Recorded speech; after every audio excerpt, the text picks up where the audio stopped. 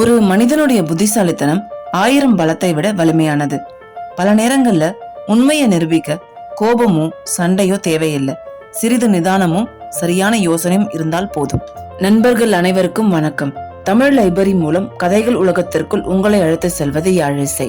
இன்னைக்கு நம்ம பார்க்க போறது தனது களவு போன காளை மாட்டை வலிமையை பயன்படுத்தாம தந்திரமான புத்தியால மீட்டெடுத்த ஒரு விவசாயியுடைய கதை. கதையின் பெயர் களவு போன காளை மாடு. வாங்க கதைக்குள்ள போகலாம். ஒரு அழகான கிராமத்துல உழைப்பை மட்டும் நம்பி வாழ்ந்த ஒரு ஏழை விவசாயி இருந்தாரு. அவருடைய வாழ்க்கையின் மிகப்பெரிய சொத்து ஒரே ஒரு வலிமையான காளை மாடு. அந்த மாடுதான் வயலை உழும், வண்டியை இழுக்கும், குடும்பத்திற்கு உணவு தரும். அந்த மாடு அவருக்கு ஒரு மிருகம் மட்டும் கிடையாது, அவருடைய குடும்ப உறுப்பினராவே இருந்தது. ஒவ்வொரு நாளும் அது அன்போட குளிப்பாட்டி நல்ல தீவனம் போடுவாரு. அதோட பேசிக்கிட்டே வேலை செய்வாரு. ஆனா ஒரு அதிகாலை காளை மாட்டை கட்டியிருந்த இடத்துக்கு போன விவசாயி அதிர்ச்சியில உறைந்து போனாரு. மாடு அங்க இல்ல, கயிறு மட்டும் அருந்து கிடந்துச்சு. யாரோ அவருடைய உயிரையே திருடிட்டு போனது போல இருந்துச்சு. அவரு கிராமம் முழுவதும் தேடுறாரு. அக்கம் பக்கத்து ஊர்களுக்கு போய் விசாரிக்கிறாரு. ஆனா எந்த தகவலும் கிடைக்கல. நாட்கள் கடந்து போகுது. இறுதியா மாட்டு சந்தைக்கு போனா ஏதாவது தகவல் கிடைக்கும்னு முடிவு பண்ணி ஒரு பெரிய மாட்டு சந்தைக்கு போறாரு. நூற்றுக்கணக்கான மாடுகள், வாங்குறவங்களும் விக்கிறவங்களும் பேரம் பேசுற சத்தத்துக்கு நடுவுல அவருடைய கண்கள் ஒரு காளை மாடு மேல படுது. அது அவருடைய மாடுதான். எத்தனை நாட்கள் ஆனாலும் தினமும் வளர்த்த மாட்டை ஒரு உரிமையாளரால எப்படி மறக்க முடியும்? அந்த மாடும் தன் எஜமான ஆவலா பாக்குது. விவசாயி பக்கத்துல போயிட்டு அதனுடைய தலைய மெதுவா தடவறாரு. அந்த நேரத்துல அந்த மாட்டை வித்துட்டு இருந்தவன், என்னையா மாடு வாங்கணுமான்னு கேட்கிறாரு. விவசாயியுடைய கோபம் உச்சத்துக்கு போகுது. திருட்டு பயலே, என் மாடை திருடிட்டு என்கிட்டயே விக்கிறையான்னு சத்தமா கேட்கிறாரு. ஆனா திருட பயப்படவே இல்லை. உடனே நடிக்க ஆரம்பிச்சான்.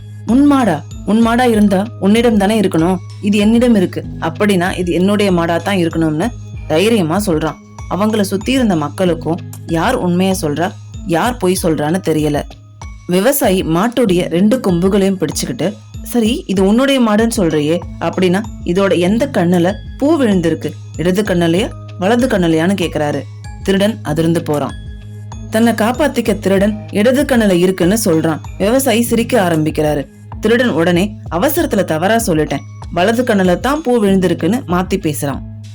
அப்போ விவசாயி மெதுவா மாட்டுடைய கண்களை எல்லோருக்கும் காட்டுறாரு. அங்கிருந்த அனைவரும் ஒரே நேரத்துல அதிர்ச்சி அடையறாங்க.